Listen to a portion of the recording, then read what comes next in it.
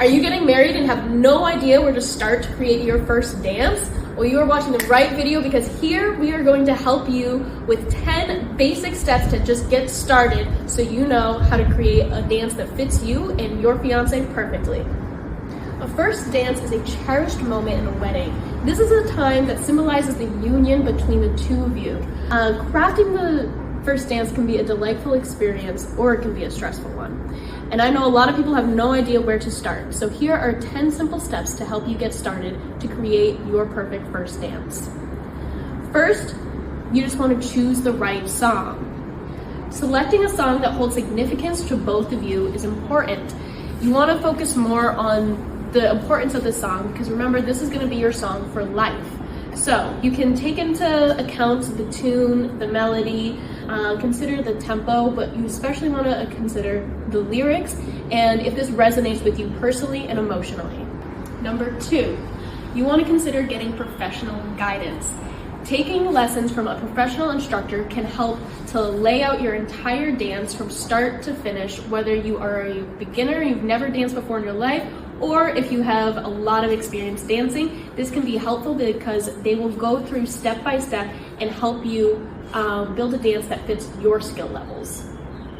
Number 3, you want to personalize your routine. You don't want the same cookie cutter routine that every bride and groom has out there. You want to have something that fits you as a couple. Everybody is different. Whether you want a lot of drama, or if you want something that is very simple and something that is just about you two, or if you want to put on a big show.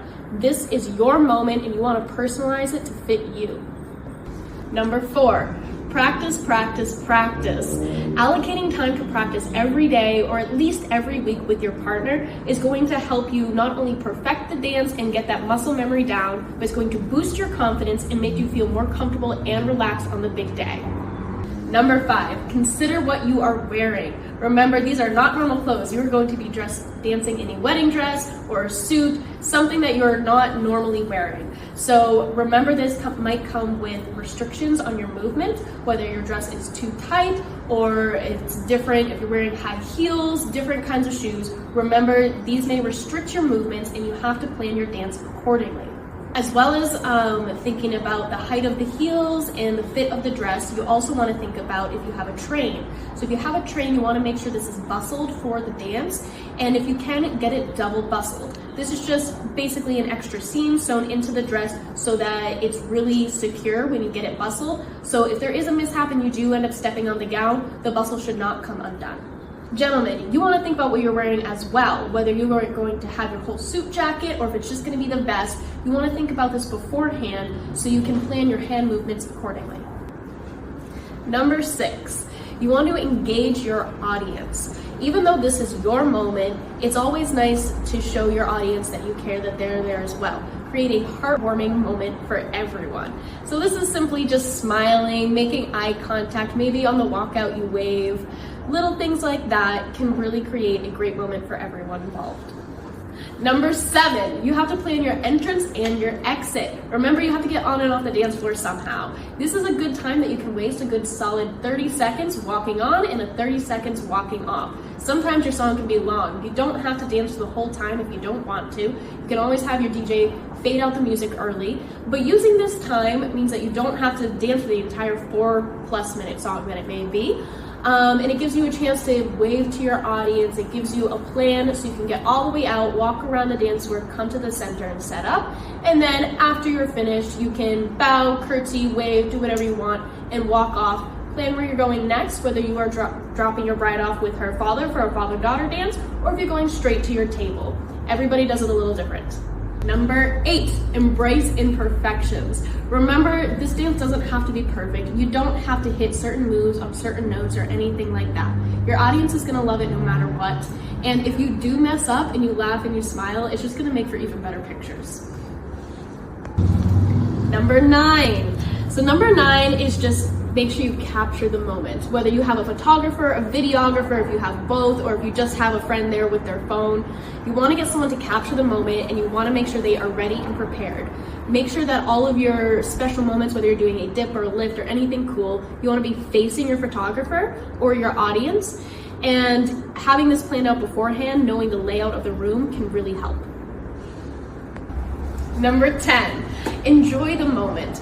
Remember, most importantly, just to savor this moment. This is about you two and your love for each other. So let it shine through. This is the beginning of your journey as a married couple, and that's what everyone's gonna remember.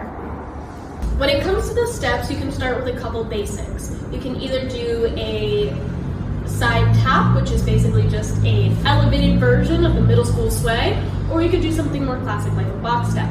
Of course, everything can be styled different, so if you want it to be big and elegant like the waltz, or if you would like it to be a little bit smaller, more casual, maybe have a little bit more hip movements like rumba, these are all based off of similar steps, so you can use a box step or a simple two-step in sway.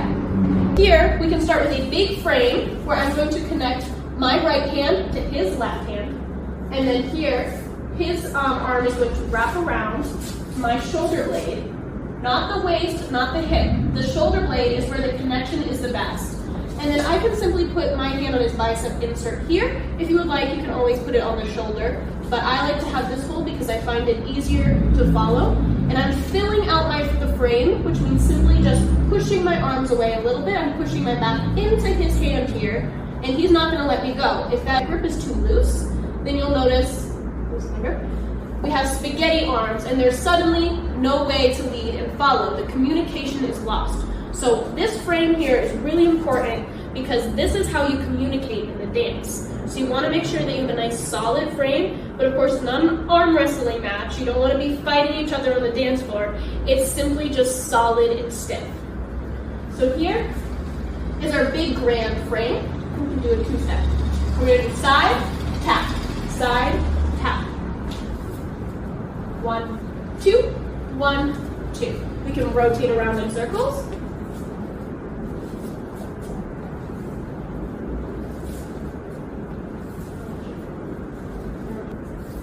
And then as we rotate, he can send me for an underarm turn by simply lifting this hand up. And I can go for a quick turn. If my partner decides to stand in place, I can also just go for a long walk.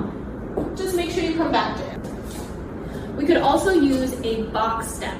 So the box step, this is my left foot. As the leader's gonna start on his left foot. You are gonna go forward, side, together. You're gonna switch where your weight is, go back on the right, back, side, together. Or as the follower's always starting on the right. So I'm gonna do the same exact step, but opposite. I'm starting back on my right step, foot, side, together, forward on the left, side, together. This is a simple box.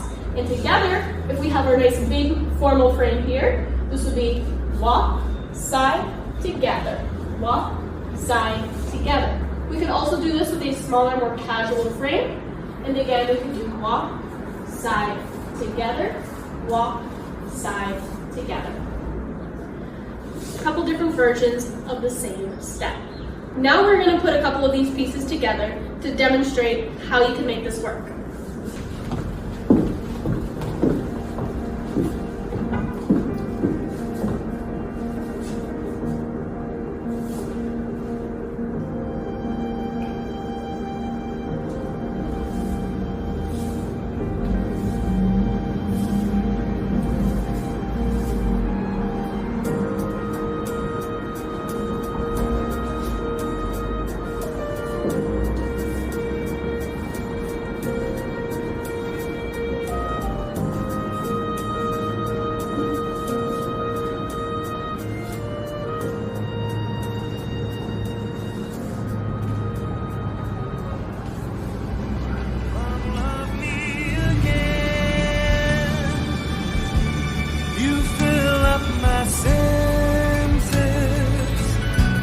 Like a light in the forest, like the mountains in springtime, like a walk in the rain, like a storm in the desert, like a sleepy blue ocean. You fill up my senses. Come fill me again.